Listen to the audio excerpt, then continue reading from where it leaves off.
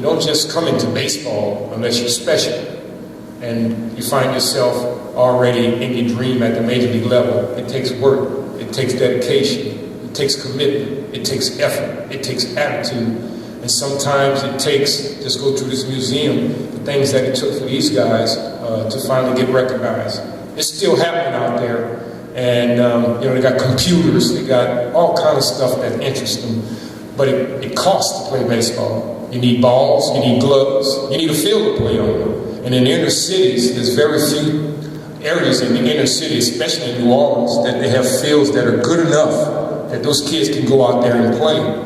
And what I see happening now is parents are taking a deeper interest in their kids, and they're able to pool together now and start trying to get their kids interested in baseball. But baseball, it's a game you gotta play. Unless you're special, you just don't come into baseball and all of a sudden, like basketball, you can make it. Football, you can make it. It's a tough business. You can go 3 for 7, 3 for 10, and you failed 7 times, and you're considered a superstar. Drop 7 passes in football and see how long you hang around. Miss 7 free throws, or go 3 for 7 with 3 out of 10 shots and miss 7 of them to see if you last. You have to play this game unless you're special, and the special ones come along very, very, very seldom. I was born on the south side of Chicago, and I started watching. And I started watching baseball when I was about 6 or 7 years old. That was about 1971, 72, and my favorite player at the time was the first baseman for the White Sox by the name of Dick Allen. He had like the arms of life, and he had these wrists that would just snap, and the ball would take off 400 feet. And I thought that hitting a baseball had to be the coolest thing you could ever do. As I got older and figured I would look for a career path, I guess I was pretty good at writing, and people thought I should pursue a job as a sports writer. I'm doing what I want to do for a living. It amazes me that I'm the only African American who covers baseball for a newspaper, who's a baseball beat writer in this country. And it's been like that for several years. I actually talked to our hockey writer at the Minneapolis Star-Tribune a couple of days ago. I said, how many black hockey writers are there? He says, well, there were 2 last year. I think it's down to 1. And I said, well, that's great. Now I'm in a tie, And so I think it's a complex problem that can be attacked from several ways. For me, I need to do a better job of reaching out to young students who may aspire to be journalists and show them that there's a path to becoming a sports writer and covering the sport you love, if it's baseball. Just watching baseball over the years has been a topic of conversation. I think Major League Baseball has done a pretty decent job of trying to promote some of the African American players in the game, but I think they need to do a little bit more.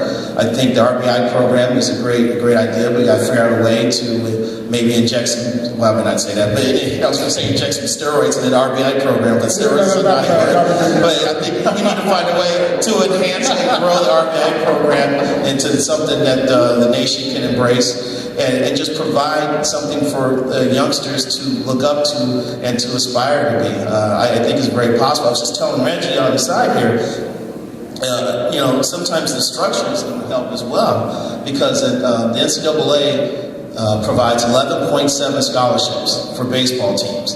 So if you're a multi-sport athlete, you have a chance to go play football or maybe basketball or baseball, and you get a full ride in one of those other sports, but because NCAA rules provide just 11.7 scholarships, you're getting a 30% offer or a 40% offer. You're going to have to pay for part of your college baseball experience. What are you going to choose? So I think there's some things, structurally that need to be addressed, but at the root of it all is that we've got to keep planting the seeds and trying to spread the gospel about this great sport. And there's people from all walks of life and all ethnic backgrounds who love it and enjoy it and want to be a part of it.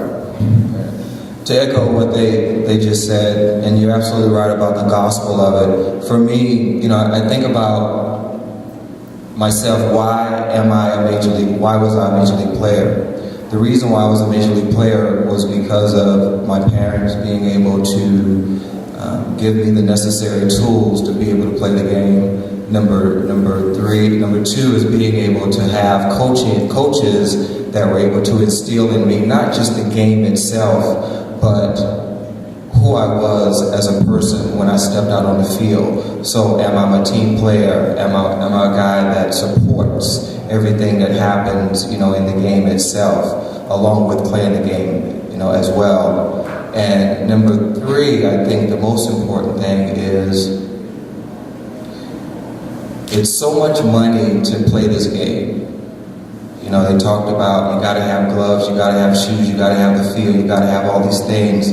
African Americans are identifying with basketball because, you got Jay-Z, you got all the hip hop artists, you listen to the music, that's what they're geared towards. And all you need is a basketball and a goal and some shoes, and you can just play the game. It doesn't cost that much. I'm part ownership with Kyle Ripken. We have 2 facilities. One is in Myrtle Beach, South Carolina, and another one is in Aberdeen. And we host tournaments for kids all over the world. And the one in Myrtle Beach is tournament-based. We have over 500 teams that come through Myrtle Beach every year. And it's doing phenomenal. But it takes a lot of money for these kids to come and play the game. I mean, you're talking about per team, we charge about, I think it's $7,500, almost $10,000 for each team to come and play the game. And then the one in Aberdeen is more tournament-based. So we have ex-Major League players come out and we give them tools on how to play the game, and that one's doing okay, but the tournament-based is just doing phenomenal. So I think for me, there's so many different ways that you can, skin this, but I find also our parents have to work harder than they ever did. And they don't have the time to be able to take the kids to the ball field to play. So we have to go and bus to go get these kids to come play the game, just to give them some life experience, as far as with baseball.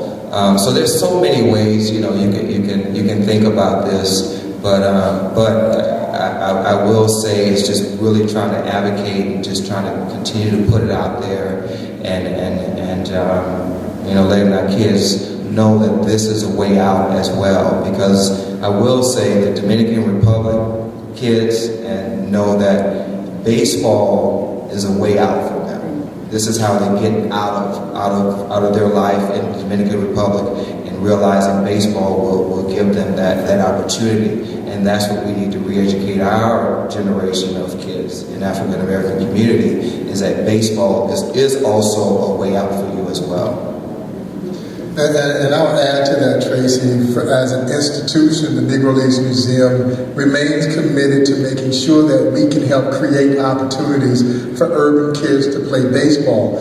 That is very important, and I think that's why we work so hard from an educational standpoint to make sure that we can get kids into this culturally enriched environment so that they can come in and see people who look just like them, who play this game as well as anyone, as that precursor to help hopefully ignite that desire to play baseball. And then it is incumbent upon all of us to make sure that we can create opportunities for these young people to play this game of baseball. And so the museum as an institution remains very much committed to that. That was certainly something that Buck was adamant about, was creating opportunities for kids. And unfortunately, those days of satellite baseball that Ron was talking about, and using almost anything that we could get our hands on to play the game. I got the same whipping too for using the broomstick, and so I understand about that. Those days are virtually gone now. And so if it's not organized, our kids don't play it. And so when it gets to be organized, it gets to be extremely expensive. And so we've got to make sure that we can create that environment that allows kids to play. But during that era of the Negro Leagues, you had such a strong black infrastructure, business-wise, that they provided those opportunities. Every black church had a baseball team and a baseball league. The black businesses had baseball leagues. And so when we lost that, we lost some of that infrastructure that now helps support it. We've got to gain that back and give kids we want to see all kids play baseball, but obviously we have a vested interest in wanting to make sure that urban kids have that same opportunity. And so, that is something that we take to heart as well. And I will say this, and everybody has a part to do. So it's sharing the message, but also I know that what I can do to help. We bus, probably 4 times a year we bus kids in to come to the facility and play and just to be in their environment. And we also have ex-Major League players along the southeast coast that come and also help and teach and do necessary things. So I mean, I think, you know, everybody's doing their part. So I think if we continue that effort, I think it would be great. I want to take this opportunity to introduce a good friend of mine who's in from Los Angeles and who is partnering with the Negro Leagues Baseball Museum in conjunction with the Urban Youth Baseball Academy. It's Karen Chapman, who is helping us to put together some very, very incredible educational initiative that uses the power of hip-hop to teach the history of the Negro Leagues. And so, you know, that's what we want to do. We want to make this history cool. And we want to make the sport cool for those urban youth to try and draw their attention. And so, Karen, we're very pleased, and we'll show you guys tonight a little snippet of how dynamic this educational initiative that we're working to create with Karen in conjunction with Jimmy Lee Solomon over at the Urban Youth Academy to use the power of hip-hop to teach the history of the Negro Leagues. And so it is, you know, it's important that we go to where they are. Can't wait for them to come to us. It won't happen. And so we've got to make it interesting and relevant to the world in which they live in today. So, guys, I want to make sure, I want to thank you guys, because this is really my favorite part of this whole Legacy Saturday, and it's our Jacket Day presentation to our honorees. So I want to take this time now to, first of all, present LaVelle, our recipient of the Sam Lacey Award.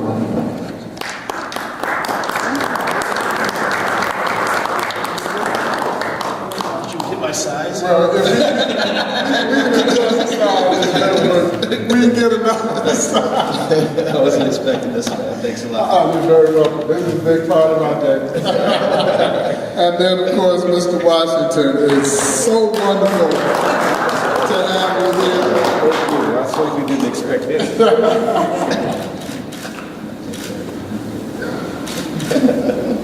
That's awesome. Oh, yeah. That's awesome. And again, congratulations to both you. Doug Melvin will be in later this evening. We so appreciate you guys taking time to be a part of what we're doing tonight and helping support this great museum. And I want to thank you all again for being here.